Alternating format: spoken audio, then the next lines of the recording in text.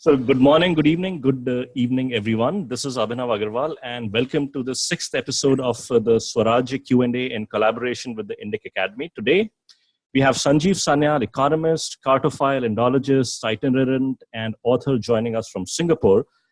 Sanjeev's fourth book came out recently, The Ocean of Churn, How the Indian Ocean Shaped Human History. In many ways, I would say this is possibly a more ambitious and more expanded sequel to his second book, The Land of the Seven Rivers, which released in 2012. Welcome, Sanjeev. In The Land of the Seven Rivers, you attempted to bring out the connection between India's geography and its history, and in my opinion, succeeded quite brilliantly.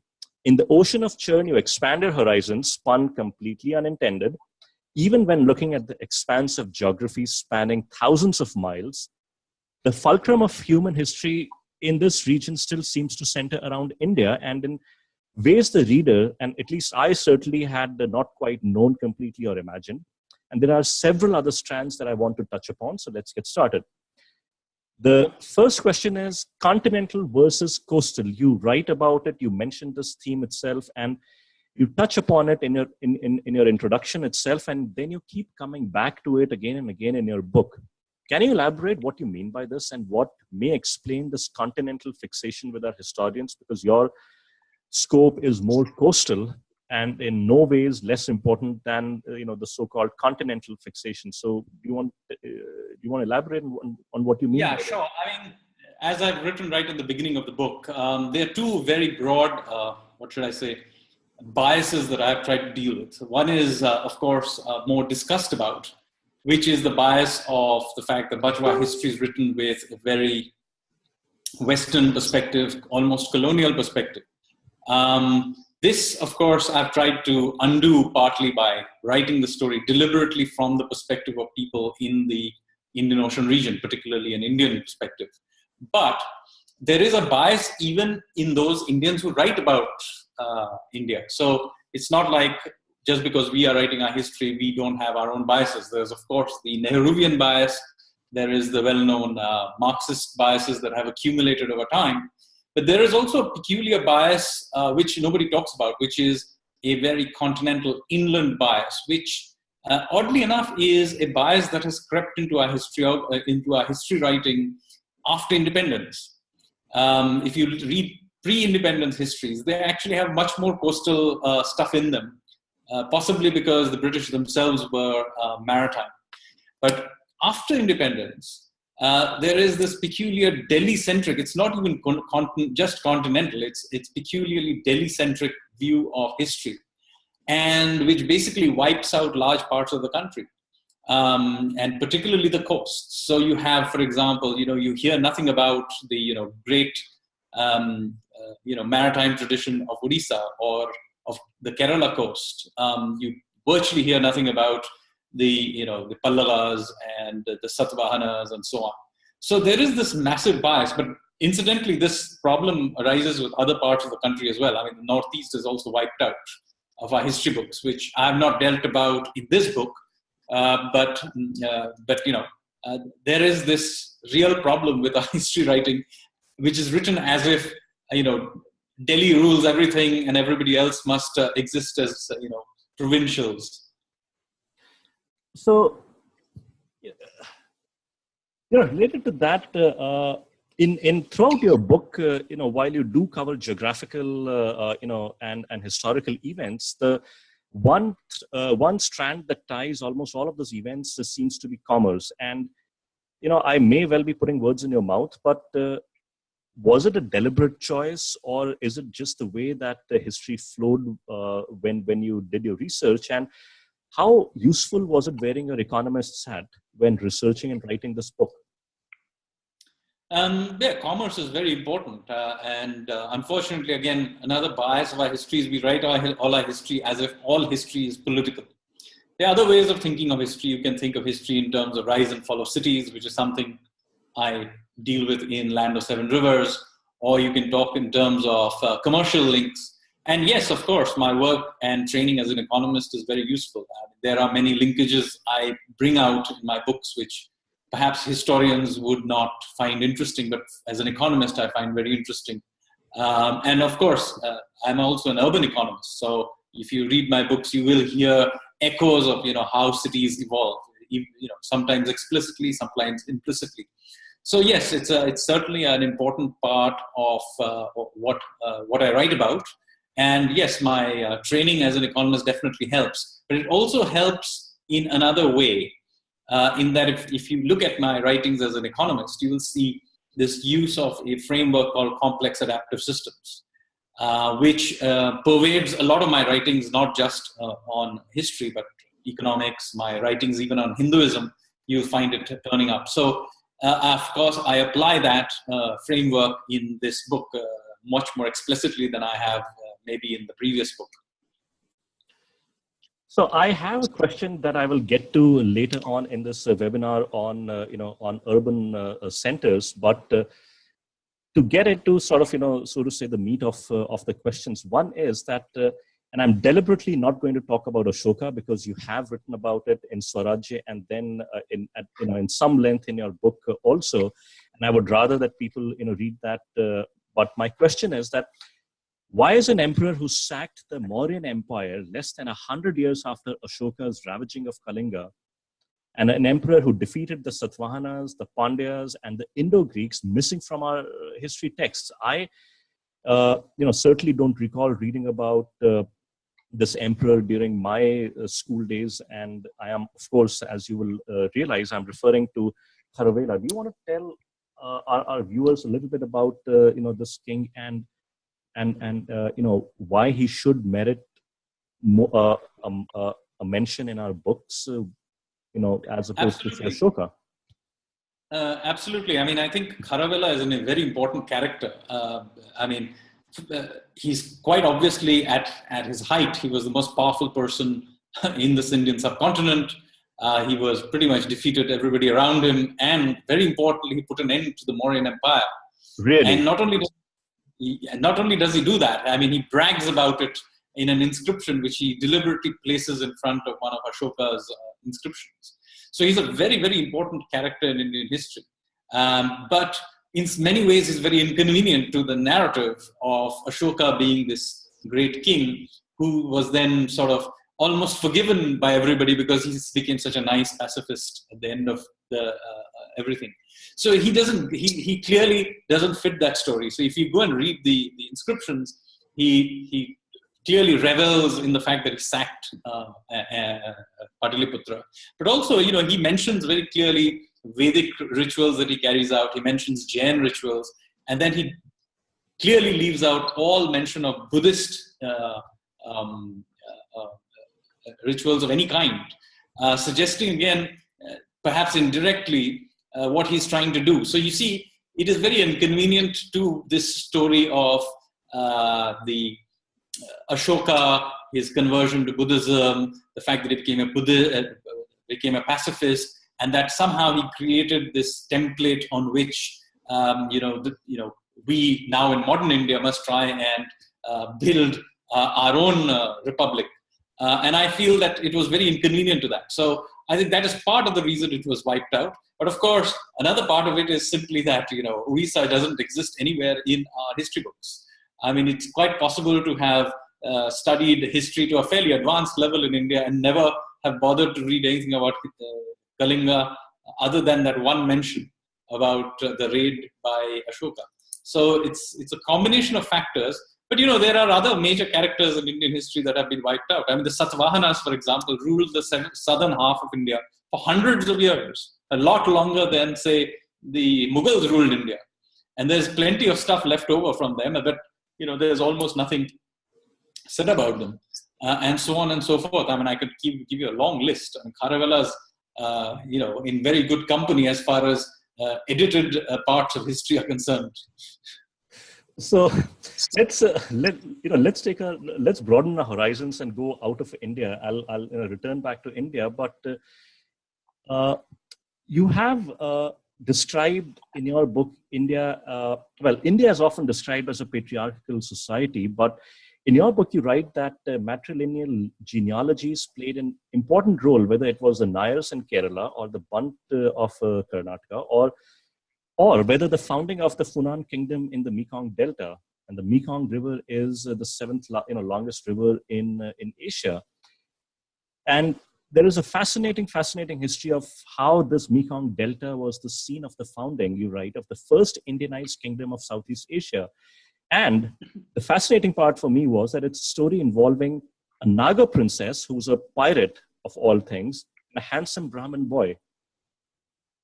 Absolutely. So, it completely overturns many views. One is this whole idea, this patriarchal society that is sort of running everything and so on. In fact, much of Indian history is matrilineal. And occasionally the women also run the show. I mean, there are significant numbers of rulers, important rulers through history. I don't even, I mentioned a few in my book, but there are plenty of others who have not. I mean, Ahilya Bai Holkar, for example, who have, I didn't put in the book, but there are numerous such examples. So this unfortunately, again, has not historically fitted into the storyline and has been, simply left out. And I sort of thought it gave a much richer feel of what was really going on in the ancient and medieval world to bring this back together. And of course, there is also this feeling that, there were these great caste rules that eternally stopped, say, upper caste from crossing the seas. Whereas ironically, whatever we know about Southeast Asian history actually starts with a Brahmin boy who makes his way to Southeast Asia. So let me actually recount the story, just because I think it's a beautiful story. So it's a story that is commonly recounted in Southeast Asian tales about the origins of their kingdoms and dynasties and so on. And interestingly, this the first place where this Indianized kingdoms began to sort of pop up, perhaps somewhere in the range of the 2nd century BC, happens not in countries that are close to us, as you may think, like Indonesia or something. It happens actually quite far out in southern Vietnam or Cambodia. And the story goes, and there are variations of it, but I will give you one general storyline, which is that there was an Indian merchant ship sailing along the Mekong Delta at some point in time, perhaps in the 2nd century BC, and it was attacked by local pirates. And so, obviously, they were in panic when a Brahmin boy who was traveling along in that ship called Kondinya, he organized the ship crew and he fought back the pirates. Now, there was a problem because although they had beaten back the pirates, the ship now was leaking. So they had to take the ship and ground it on the shore. And when they were on the shore, they were surrounded on all sides by perhaps the same pirates or a local tribe. But anyway, they were a local Naga tribe, a serpent tribe, which had surrounded them. And things looked quite dire. When Kondinya, of course, again, the brave boy he was, organized a defense and, he was going to fight back. But, things looked pretty dire. When suddenly the leader of the Naga tribe, who was a princess called Soma, saw Kondinya and fell in love. And rather than attack the Indians, she proposed marriage to Kondinya.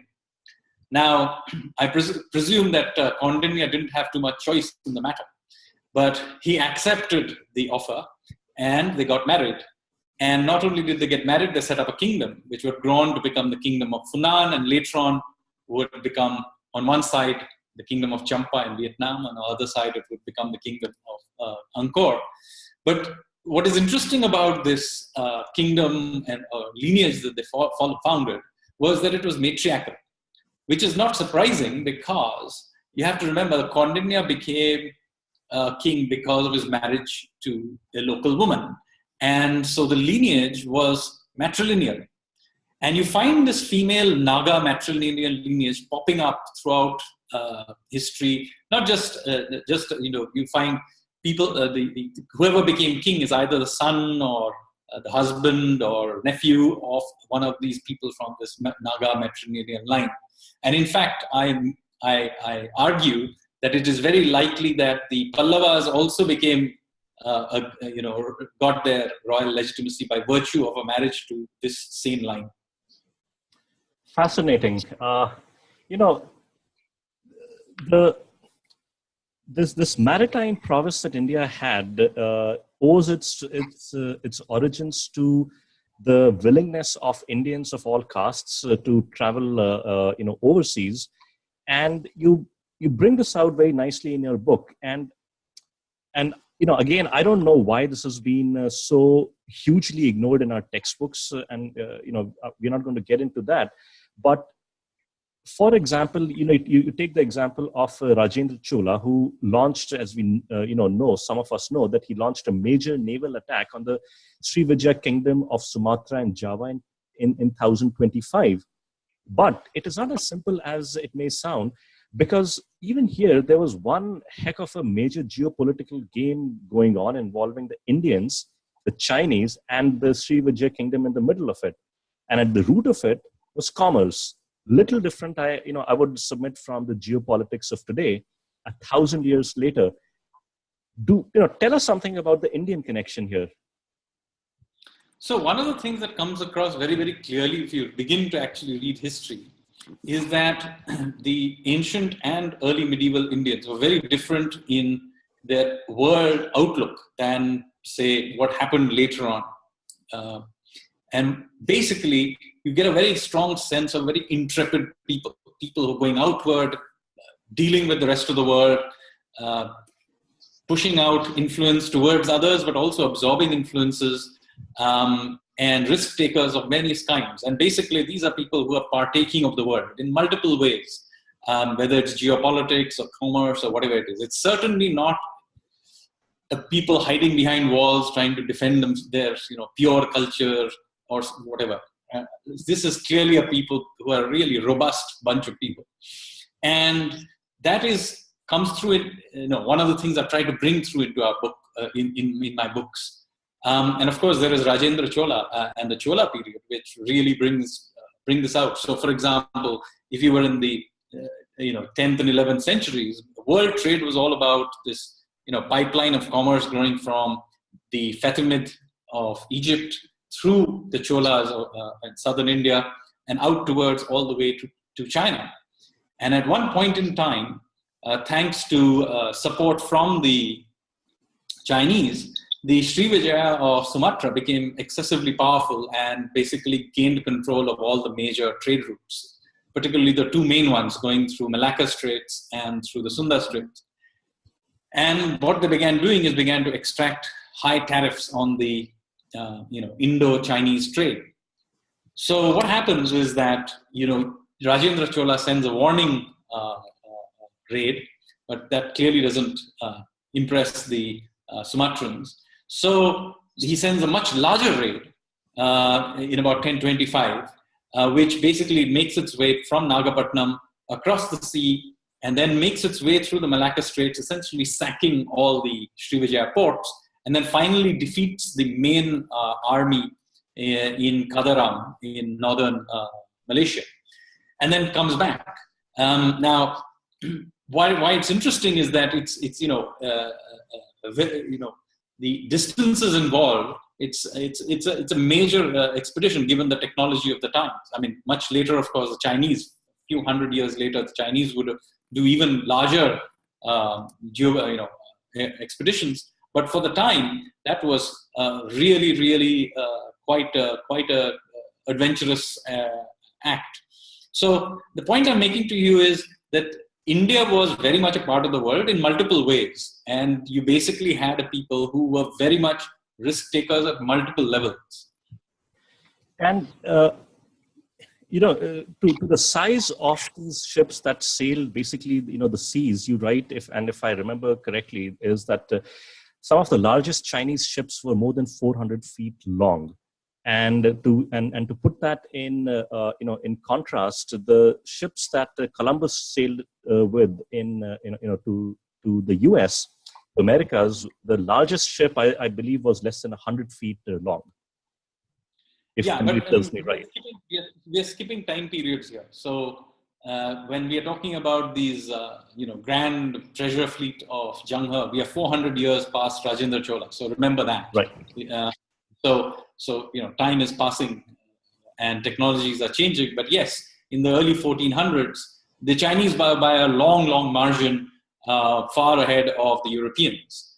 and they in fact came into the Indian Ocean, and for a few decades they dominated it at multiple levels. They were changing kings in different places. They certainly promoted the Thais against the Khmers. They promoted the kingdom of Malacca against the Majapahit of Java, and so on. So they were playing geopolitical game and moving the chess pieces around. But what happened is that back in China, the internal politics changed. So suddenly the eunuchs who controlled the navy suddenly were out of favor, and they were forced to withdraw. So thanks to domestic politics in China, there was a withdrawal of Chinese geopolitical power from the Indian Ocean, which interestingly opened up the space for the Europeans to come in. Fascinating. And you write that India's maritime leadership was slowly lost out to the Chinese and then the Arabs. And this happened because of the systematic destruction of temples by the Turks starting in the 11th century. And you write that finance was conducted from these temples was destroyed as the money was looted. And as a result, or maybe coincident with that, the Indians withdrew and ceded ground, and it sort of remains a mystery. And you say that you have not been able to find an answer to as to why this sort of a civilizational inward-looking tendencies developed. Do you want to tell us what reasons did you come across? Any reasons in your studies? So I have actually looked. So given the enormous amount of maritime trade that Indians were participating in, every section of society, from the Brahmins were crossing the seas in order to take up senior roles in governments in the Southeast Asia. The traders, of course, were the artisan class was benefiting from all the trade of cloth and so on. So everybody seemed to be benefiting from all this external trade, and it went on for a long time, starting from the Bronze Age right up to basically about the 12th century, and then suddenly the Indians disappear. Now, as I said, I have looked for an answer for this, but I'm not sure what the answer is, because effectively what happens is that you have, coincidentally to the sacking of the temples, there is also this disappearance of Indians from the Indian Ocean world. But this is correlation, it's not obviously causation. Even if, let's say, the sacking of the temples messed up the financing system, it still doesn't explain why it continued to be the case, say, when the Vijayanagar Empire rose.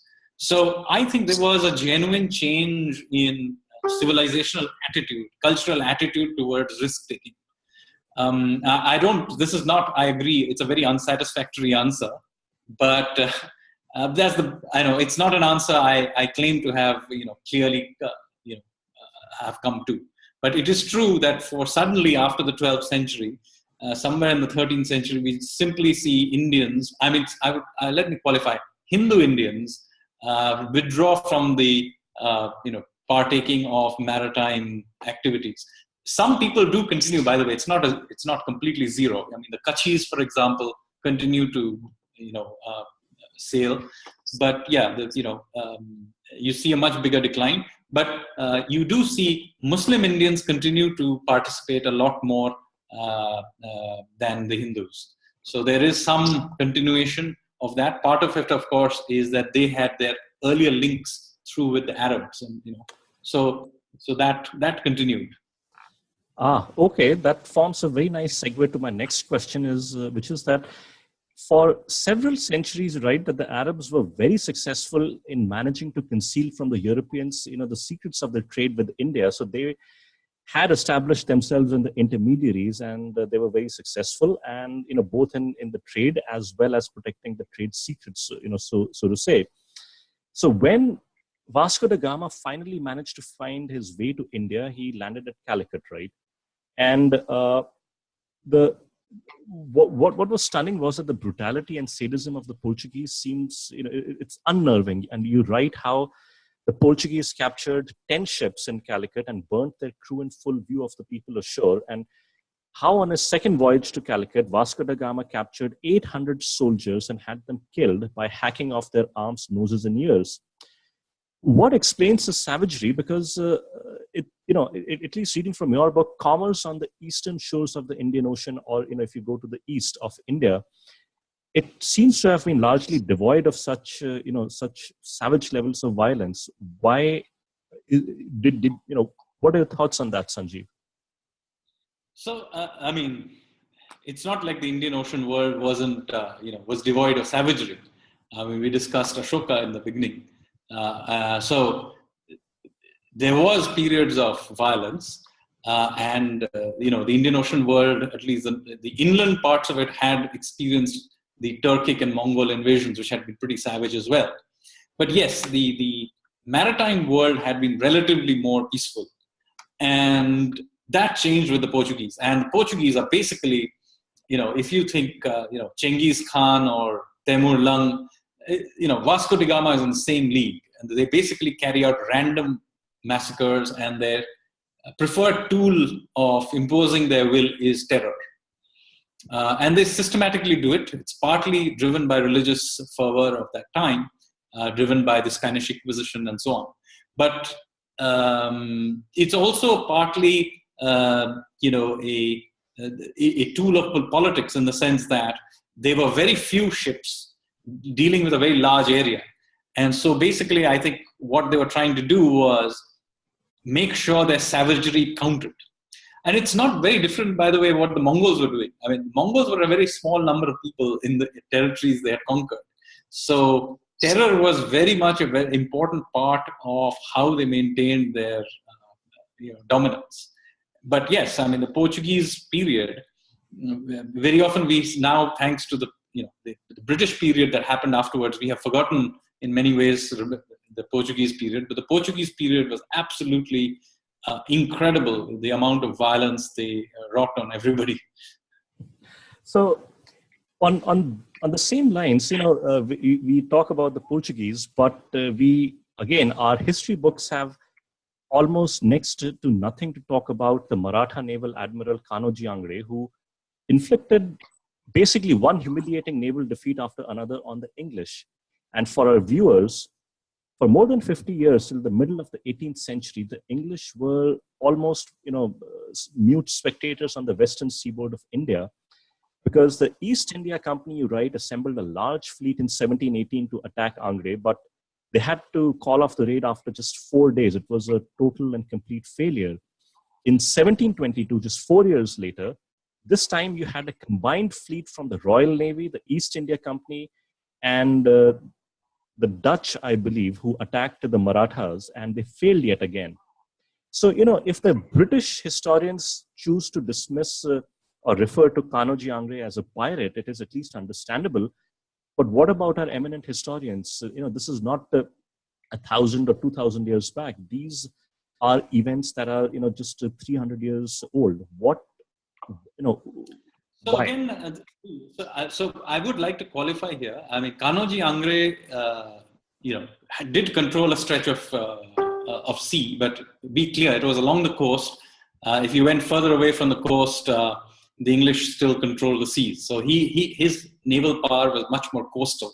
But nevertheless, it is true that he did have genuine naval power along that Konkan coast. And he was, for periods of time, able to impose his will and extract tariffs and so on.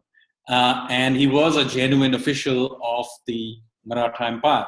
So his being presented as some sort of a pirate is entirely unfair. Later on, his descendants did get have tiffs with the Maratha authorities, and so maybe at a later time one can debate whether or not they were or were not. But certainly Kanonji Angre himself was a genuine official. He had genuine power, and for a period of time he did genuinely control parts of the coastline. Now, why they have not been brought up more in our history books is again a part of the same story. One, an extreme Delhi-centric view of the world, and secondly, a continuation of many colonial era biases that we have continued. I mean, this is hardly the only one. I mean, we continue to have racist theories like the Aryan invasion theory still in our textbooks, and there are many more. I mean, we will still use epithets like saying Chanakya was the Machiavelli of India. I mean, why? So this is a part of the same problem, in that we have continued after independence to basically continue to read our history as if we are not telling our own story. So in fact, if you read the standard history books, you'll see they'll still talk about some Cunningham did this and Cunningham said that. Come on, you can go see the sites yourself today. Why do you need to see what Cunningham thought about 150 years ago? So, yes, I wanted to talk about one thing which slipped my mind. Yes, it is that for our viewers who have not yet read your book, you do dwell on the Aryan aspect also, and you talk about recent genetic studies and DNA studies that have come out that should put, to borrow a phrase, the final nail in the coffin of that so-called invasion theory. But I'm not going to get into that because I think there's so much more that is there in this book. So I will now talk about the Khmers, who you say ruled much of modern-day Cambodia, Thailand, and Laos. And the Angkor Empire itself was founded by a person named Jayavarman II, who you write conducted the Vedic ceremony that allowed him to declare himself a Chakravarti Samrat. But the temple of Angkor Wat was built only some 3 centuries later in the 12th century by Suryavarman II. Now, you had talked about your interest in complex adaptive systems and urban and urban agglomerations, and you write that at its peak, Angkor was the largest urban agglomeration in the world, and where commerce was conducted, and this was a huge surprise to me, mostly by women. And you speculate that Angkor finally died out because of a scarcity of water. Recent LiDAR studies have expanded our knowledge of Angkor, but can you tell our viewers more on the fall of Angkor and what possibly modern day relevance we can draw from it? So individual countries of that time, basically we are talking about the 15th century. This is the 1400s. And within a few decades, you have clear decline in all the major Hindu-Buddhist kingdoms of that region. Now, individual cases, there is obviously, Angkor gets sacked by the Thais, the Viets sack the Chams, and so on and so forth. But the question is, why do all these kingdoms fall apart so quickly after having existed for over 1,000 years at about the same time? And I'm speculating here, so I don't have a full answer, but there is some evidence to show that one of the reasons that Angkor in particular fell apart, and possibly Java, it had something to do with their hydraulics falling up, the hydraulics on which rice irrigations ran, falling apart for some reason.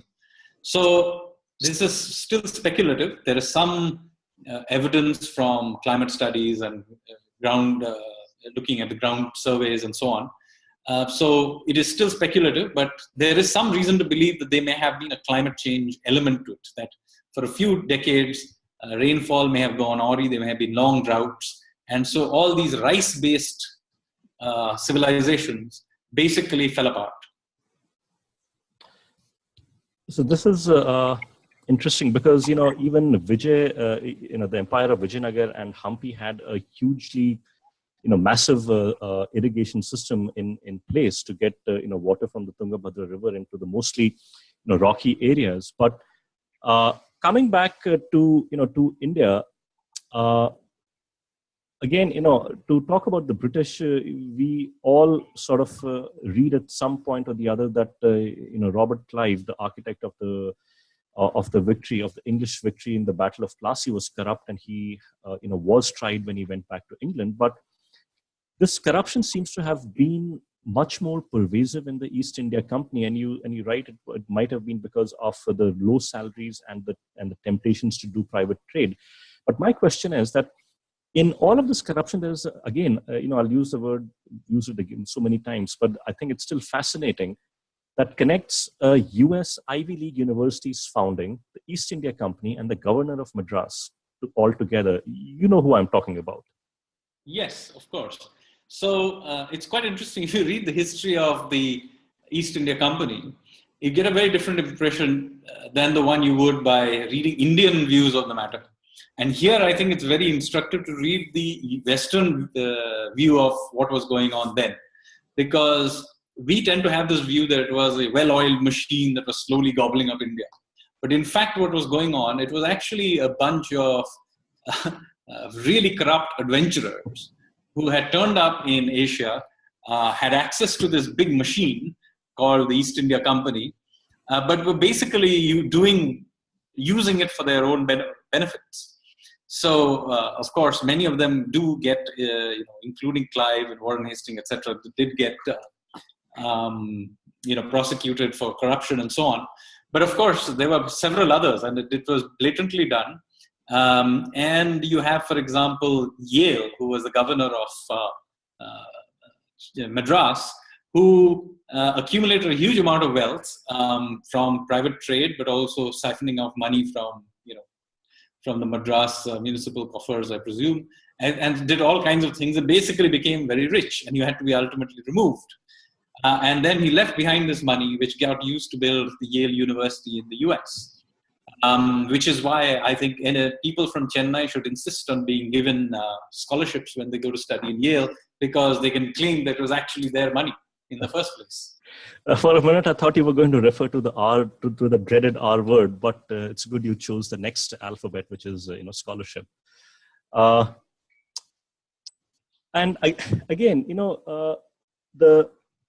there was a long-standing battle for the control of India between the English and the Portuguese and the French and the Dutch for many years. And we learned that, again, English rule in India was cemented with the 1757 Battle of Plassey, but that is a battle that the English won.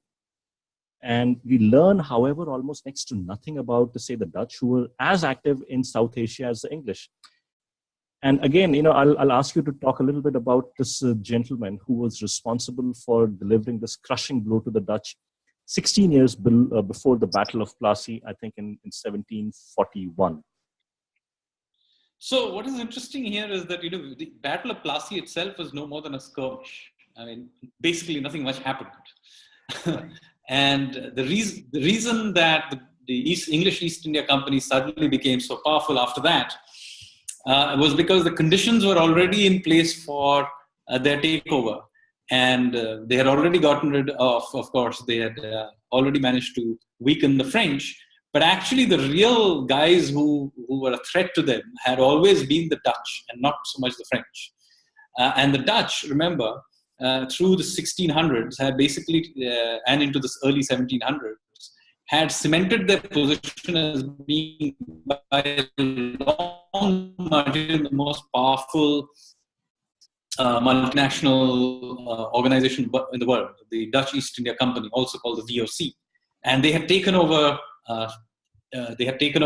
what is now Indonesia. They had taken over Sri Lanka, and they were now basically trying to cement their position along the west coast, which was the pepper growing areas of Kerala.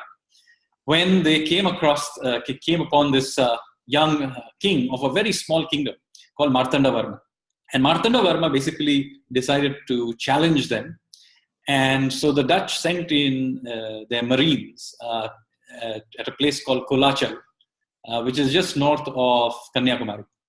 And the Dutch then, they made their way inland to Padmanabhapuram, where the capital of Martanda Varma. But Martanda Varma defeated them and then chased them back to Colachal, where he defeated them again.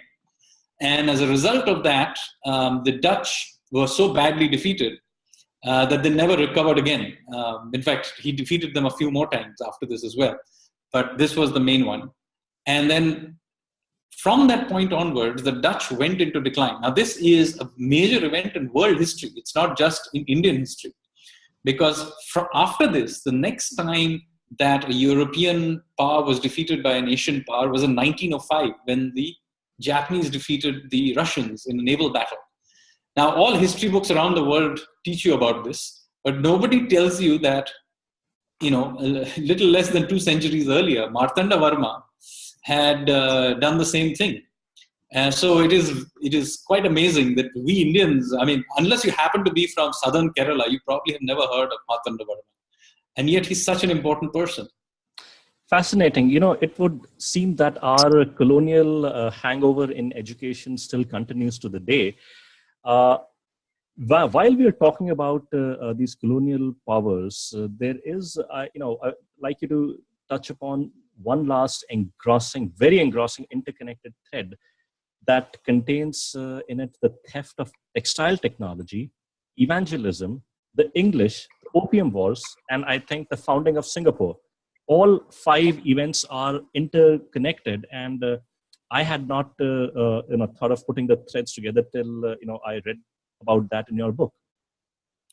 Yeah, I mean, the European colonial experience, while they tried to put it as a civilizing mission to justify it to themselves and to people back home, basically it was about industrial espionage. It was about corruption. It was about drug running, massacres, and all kinds of things. I mean, it was basically a criminal enterprise being carried out on a gigantic scale, in which, incidentally, people of this part of the world sometimes participated in enthusiastically and benefited from. So it's not like, there were some Indians and there were some Chinese who benefited from it too. But anyway, the net result of this big sort of exercise was that you ended up basically changing the landscape of this part of the world. So, for example, as you mentioned, Singapore, where I am right now, is a result of a British attempt to create a naval base so that the Dutch did not shut off their trade routes to taking opium from India to China. But incidentally, that is also true of Hong Kong, because Hong Kong was also set up as opium. So basically, they took this opium past Singapore and then took it to Hong Kong, from where they traded it inland. So, Hong Kong and Singapore both are a direct result of drug running. I think we have, we could spend a long time, talking about all of these fascinating episodes in your book. I will leave it to our viewers and readers to read your book. I wanted to ask you, you have evidently traveled to several of the places you write about, right? And so tell us firstly, as someone who visited these places as an author, what was your experience? And secondly, for someone who reads your book and then ends up visiting these places that you write about in your book, what would your suggestion be for those people? How to make the most of those experiences rather than read the plaques take some selfies, photographs, and then on to the next tourist spot. Well, I think selfies and photographs are important. Otherwise, if you don't Twitter it, how can you prove you ever went there? But jokes apart, I think it's very important to visit, touch, and feel the places. And you don't necessarily have to go off to some remote place. I mean, I have visited many places along this, and I enjoyed it. Places like Zanzibar. I drove along the coast of Oman. I drove down the Kerala coast and up the Tamil coast. I visited many places along the coast of Odisha and so on, and all over Southeast Asia and so on. And I hope I have given you a flavor of some of these places. So when you read my books, hopefully you will get a flavor of these places. But I think you don't have to go to remote places. I mean, many of the places I mentioned are in large cities, possibly the ones you're sitting in right now. If you happen to be on a coastal city, I mean, there are places in Mumbai that are linked to this story, which you can see. I talk about David Sassoon's home, which is now a hospital in Bombay. You can go and see it. There are many places in Chennai that I mentioned that you can go and see. So I'm trying to encourage people to engage again with their history. It's not something that just happened. It's part of who we are, and it's important to experience it. You're right. You talk about Kanchipuram. In fact, I think in the introduction of your book itself, you talk about a gathering of the important people in Kanchipuram that led to voyage across the seas. And I'll again let people read that. But you mentioned driving along the coast of Oman, and there's one more question that I have that I must ask, which is that most of Indians know about the Portuguese only by their occupation of Goa. There are several other aspects of Portuguese as a colonial power in India, and I particularly like the one that you describe in your book about an Indian trader who was responsible for the eviction of the Portuguese from Oman in the 17th century. If had I read it elsewhere, I would have read that as the plot of some very, very over imaginative Bollywood writer. But tell us about that. Actually, fact is always more fun than fiction. There are the Indian Ocean history is full of over-the-top characters, warrior princes, pirates of all kinds. And of course, you are referring here to the story of Naruttam. So Naruttam was a merchant who was, he was most likely a Kutchi Gujarati who was providing supplies to the Portuguese fort at Muscat. And basically what happened is that he had a beautiful daughter, and the local Portuguese commander basically wanted to marry her. And neither the father nor the daughter were very keen on this. So unfortunately, they didn't have much choice. And after much cajoling, Naruttam said that, okay, I will organize a grand wedding. So give me some time to organize the wedding, and then you can marry her. But what he really did was use the opportunity to remove all the supplies from the fort. And then he informed the Omanis that the Portuguese were not in a position to defend the fort because they didn't have any supplies. And so the Omanis attacked and took over the fort. And this is how the Portuguese were evicted from Muscat. Now, as I said, there are such stories everywhere in the history of the Indian Ocean. And, I wish they found more of them found their way, not just into textbooks, but into the general knowledge and awareness, because this is really the story of, that gives color to what was going on. These are real people with real problems, and many taking chances and doing extraordinary things at many levels. Indeed, in fact, I think, and also I'll say this for the benefit of our viewers, is that having read the book, I would say that it is written in a style that is very conducive for, I think, middle school graders also to read. And there is absolutely nothing in it which is very, written in a very dry and terse academic manner. I certainly intend to do that, to have, at least my elder daughter read it. I think it will form some sort of relief from what she's reading in our history books as of now. But so thank you for that, Sanjeev. My last question is, before we open this up for Q&A, is that what next? You are a self-confessed cartophile. Can we expect a more map-themed book on history and geography, or what is it that you're working on next? Difficult question. I'm not thinking of writing immediately. I do have a 50% finished book of short stories, satirical short stories, which I may work on. So that's completely different genre. Or I may work on something on economic theory. I know it sounds boring, but I'll try and make it as interesting as possible. I have somewhat heretical views on economic theory, which I may put down on paper. Okay, in either case, I think we'll look forward to it. Which brings me to the end of my Q&A. I would, if people have any questions on that they want to ask, they can send them over the chat window. You can obviously ask Sanjeev questions via Twitter. He is on Twitter, and I believe your Twitter handle is Sanjeev Sanyal, all one word, right? Yeah. And now, how do I see the questions? Do I click on the? If you click on right, if you click on the chat, icon at the bottom of your conferencing toolbar, I will go through it and I'll see if there are questions that have come in. You might be faster at looking at. So, okay, I'm going through that. Thanks, John. That's a real sign. Okay. Okay, so Ram Rani ji has a question. She says pirates were supported by the British Crown to attack Spanish ships carrying New World gold. these officially supported pirates were the manpower that formed the East India Company. Well, no surprise there, given the Robert Clives and the others. But okay, so the question. Yes. Yeah. By the way, my book does talk about Henry Every. Yes.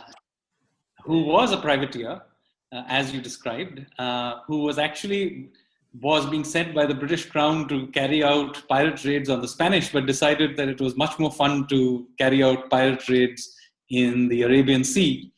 And I do describe that he actually carried out the biggest haste in pirate history when he took over one of Aurangzeb's ships and emptied it out of all the treasure. And then he disappeared. And he inspired, consequently, a generation of pirates, who became such a nuisance that the British themselves had to put them down. Captain Kidd and all those guys, Blackbeard, all of them were inspired by Henry Every.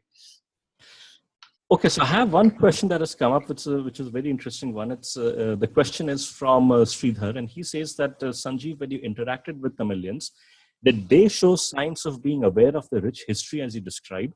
Since Tamil Nadu is being ruled for the past 50 years by Dravidian parties, I expect at least Tamil Nadu not being Delhi-centric to study their history. Or it says, I expect at least Tamil Nadu not to be Delhi-centric in the study of their history, if I read the question right. Well, I agree that in the region that you go to, there is some awareness of some of the people I talk about. So, if I go and talk about Kharavela in Odisha, they will know about Kharavela, but nobody else will. So same thing is true. Yes, of course, the Tamils are aware of the Cholas and Pallavas. But I think one of the things that came together from hopefully my book, which I got feedback from a lot of people, was suddenly they felt that, these were not isolated characters working, happened to be there. Suddenly you could see that they were part of a network, that they were part of the grander geopolitics or grander action that is happening. So I think the thing that the penny dropped in some ways for many people, that what the wider context was. And, so that I think was something that in many, many cases, not just in Tamil Nadu, that I think people took away from the book. Having said that, I would say that although I've written a lot about the coastal areas, my characterization of these people would not make Dravidian parties or any other kind of cultural purists very happy, because my book is about Churn. The Sangam people, who are seen as the pristine Dravidians that many people, the Dravidian movement, may be proud of, in my books is a completely different type of people. They are much more open, mixed, traveling, in fact, accepting all kinds of non-Dravidian influences with ease. In fact, they would have laughed at this business of Dravidian purity, because the traditional view of the Dravidians of that time, or the Tamils of that time, is that in fact the Tamil language itself was standardized by Rishi Agastya, who was from the north. One of their greatest kings, Nandi Varman II, was Cambodian. Yes. So consequently, using my writings to glorify some pristine past is not going to help you. Well, given that the Aryan Dravidian theory itself is the story of myth, but we'll not talk about that. The questions are coming in fast and thick and fast now. One question is, what do you think is needed in terms of theoretical or methodological changes in the study of human history, or do you think it is merely an ideological, that is a regressive left issue? Well, see, all history is written from some perspective, so you need some framework. So I'm not surprised that people use different frameworks, but the point is that these frameworks need to be updated as we go through time. After all, we are not looking at the world using, we don't do quantum physics using Newtonian frameworks. We have got new frameworks of thinking. I have given one example, which I use in other fields, called the complex adaptive system framework, which is derived from chaos theory. It fits my way of thinking about the world. Others can take other ways of thinking about the world. But I do think that there is one area where you cannot have compromise. So while you can debate the interpretation of data, the there has to be a much greater emphasis on evidence. One of the major problems is not even ideological, but simply not updating data. We are still stuck with, old data, 100-year-old data, which was dug up by Cunningham or somebody like that. But, frankly, where do you see genetic data or climate change data or new archaeological data in our textbooks? You don't. And I'm not talking about school textbooks. I'm talking about, master's level textbooks don't have anything on recent archaeological digs of the last 20, 30 years. So this is a serious issue. And history is not ultimately about, sitting and blindly interpreting a bunch of static facts. Like any other field of work, the facts are themselves evolving. And so we have to keep at least updating the evidence. It's not like just because I have written what is there, it's going to be true. I'm sure there'll be in the future other data that will come up. This has to be constantly, like any other field of study, has to be constantly updated. Absolutely. That's a long topic in itself. The next question is, are you giving any book talks in Hyderabad? What, sorry? Are you giving any book talk in Hyderabad? I know I have been threatened with this a few times. I do not have a plan, but I will make one. I've just done a very exhausting nationwide tour, which for a variety of reasons didn't end up including Hyderabad. But it is something that I'm conscious of, and I will do something about it. Okay. I will be later in this week in Visakhapatnam, but for a conference on urban issues. Okay. But not Hyderabad. But yeah, I will do something. I promise. There are still questions coming in. We are running out of time. I'll take two more and I'll send you the rest, separately. One is talking about Orissa and Bengal. How is it that both states share similar culinary cultures, but little common in other spheres? Example, the script is entirely different. What changed in medieval Orissa or Bengal that is responsible? Actually, the script is entirely different, but almost everything else is very similar. And the script is, of course, derived from further south. So, of course, it's not surprising. Orissa is stuck between the south and Bengal, and so falls in the sort of the mixed zone. But it is true that, not just culinary. I mean, the Odia language is extremely close to Bengali. I can understand sort of 60-70% of it. So they are very, very strong links going back a long time. So it's not surprising. But in fact, this is true in many ways across India. The culture changes it's very rarely very sudden and discrete. For example, you hear, the Vindhyas, above the Vindhya and below the Vindhya, major changes happen. In fact, that is geographically not true. First of all, because if you've seen the Vindhyas, any of you, they are very low hills. Even a 5-year-old can walk over them. So they're simply not going to be a major, cultural or commercial or political barrier. First of all. Secondly, nothing much happens between Gwalior and Bhopal, which are on either side of the Vindhyas. Okay, you will see changes in any axis in India. There is equal change happening between Gujarat and Manipur. In fact, more changes perhaps. So any axis you take of India, with time, as distance goes, changes happen, but if changes are relatively smooth. Even in Hyderabad, you have a huge amount of North Indian influence, right? So it's not a sudden change. It's a flowing change which happens, and so this is also true of Odisha, Bengal. Indeed, I had deliberately left out any questions on the Aryan invasion, all those theories, but one question has come in and I'll read it out. Hi, Sanjeev. I still haven't had a chance to read the book yet, but I did read Razid Khan's review of the book, and Razid Khan is a famous genealogist. He says your support of OIT, which I think means out of India theory, might be a bit presumptuous. Do you think the jury is still out on it? And will Rakhi Gadi answer that AIT, OIT question, or is the book closed in your view? Nothing is closed because evidence is always accumulating. No part of my book I consider as closed. All evidence is always... So that's one thing let me get. By the way, Razid Khan is a friend of mine. He'll be very pleased to hear that he's considered a famous geneticist. But anyway, so but the two of us disagree on many things, and we go back and forth.